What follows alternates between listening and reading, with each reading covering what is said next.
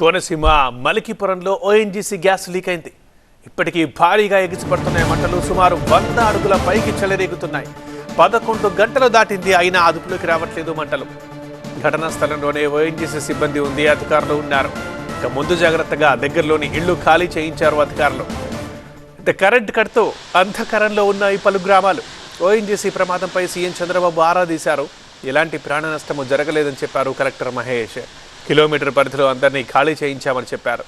మంటల్ని అదుపులోకి తీసుకురావడానికి మాత్రం ఇంకా టైం పడుతుందన్నారు కలెక్టర్.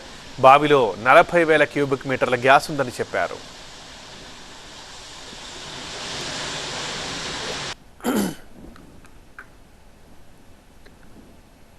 కలెక్టర్ ఇంకా ఏమన్నారు, పూర్తి సమాచారం మా చీఫ్ రిపోర్టర్ సత్య ఘటనా స్థలం నుంచి అందిస్తారు. సత్య,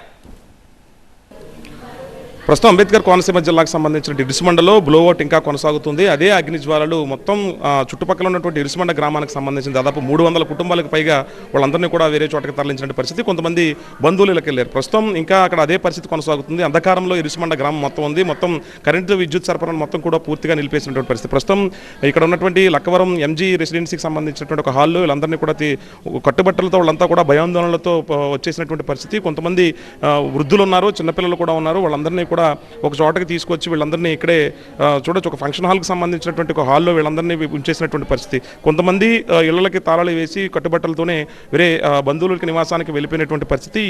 ఈ బ్లోఅవుట్కి సంబంధించి ఓఎన్జీసీకి సంబంధించినటువంటి ఘటనలు అంబేద్కర్ కోనసీమ జిల్లాకు సంబంధించి అనేక ప్రాంతాల్లో ఇళ్ల కింద నుంచి చెరువుల దగ్గర నుంచి అనేక ప్రాంతాల్లో వెళ్ళి అనేక మార్లు ఈ ఓఎన్జీసీ ఘటనలకు సంబంధించి నిరసన వ్యక్తం చేసిన అక్కడక్కడ ఈ గ్యాస్ పైపులు లీక్ అవ్వడము, ఆ రోజు వచ్చి ఓఎన్జీసీకి సంబంధించిన సిబ్బంది ఎక్కడికక్కడ అప్పటికప్పుడు ప్రక్షాళన చేయడం తప్ప శాశ్వత పరిష్కారం కోనసీమ ప్రజలకి ఎక్కడా కూడా లభ్యం కావట్లేదు అనేది స్థానికులు చెప్తున్నారు. వీళ్ళంతా రిహాబిలిటేషన్ సెంటర్లో ఉన్నారు. ఇక్కడ ఒక హాలు, బయట వీళ్ళందరికీ ఇప్పుడే ఆహార పొట్లాలతో పాటు మంచినీళ్ళు కూడా వీళ్ళందరికీ పంపించినటువంటి పరిస్థితి. మీరు ఎన్ని గంటలకు మీకు సమాచారం ఇచ్చారు? మధ్యాహ్నం 12 గంటలకు, దాదాపుగా 9 గంటల పైనే దాటేసింది. అంటే మీకు అన్ని ఏర్పాట్లు చేశారనా?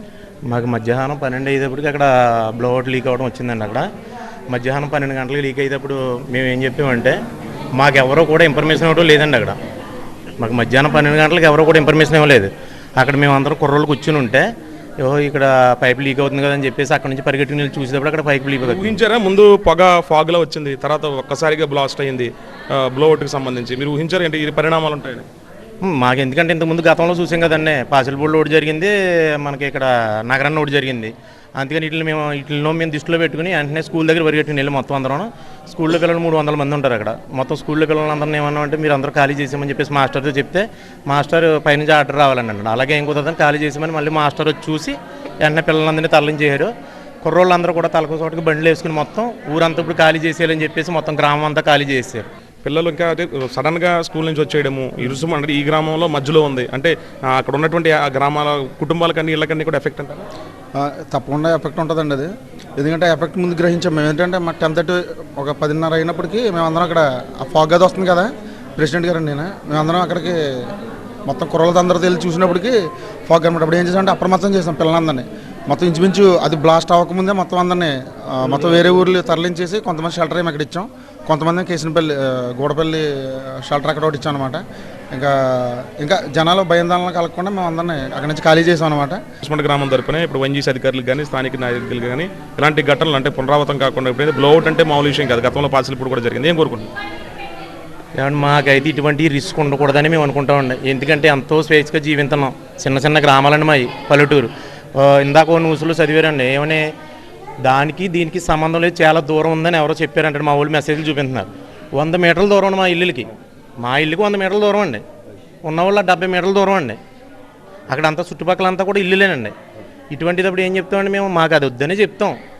ఎందుకంటే ఇప్పుడు ఏదో ఊరు డెవలప్మెంట్ కోసం చూస్తాం తప్పండి, ఏదైనా వస్తే రోడ్లు వేస్తారని. కానీ ఇంత ప్రాబ్లం ఉందంటే ఏం చేస్తామండి? కింద మంట పెట్టుకుని మేము ఏం చేయగలుగుతామండి? ఈ సమస్య లేకుండా ఉండడమే మా గ్రామాలకు కావాలి. అంటే కొంత దుష్ప్రచారం చేస్తున్నారు, ఇళ్ళే పక్కన లేవని. కొంతమందికి 70 మీటర్ల దూరంలో కొంత ఇల్లు ఉంటే కొంతమందికి 100 మీటర్ల దూరంలో అందరూ కూడా ఇక్కడికి రిహాబిలిటేషన్ సెంటర్కి చేరుకున్నారు. వీళ్ళంతా ఎదురు చూస్తున్నారు సార్. కొంతమంది అంటే పిల్లలు కూడా ఇక్కడికి చేరుకున్నారు. ఉన్న పళ్ళంగా వీళ్ళంతా పాఠశాలల్లోంచి పరుగులు తీసుకుని స్థానికంగా ఉన్నటువంటి వీళ్ళంతా కూడా గ్రామానికి సంబంధించిన యువకులు బయటకు తీసుకొచ్చేసినటువంటి మహిళలు కూడా పెద్ద ఎత్తున ఇక్కడికి చేరుకుని వాళ్ళు కట్టుబట్టలతో వచ్చేసి ఇక్కడ కూర్చున్నటువంటి దృశ్యాలు కూడా చూడొచ్చు. రసూల్తో కలిసి సత్య TV9 లక్కవరం నుంచి.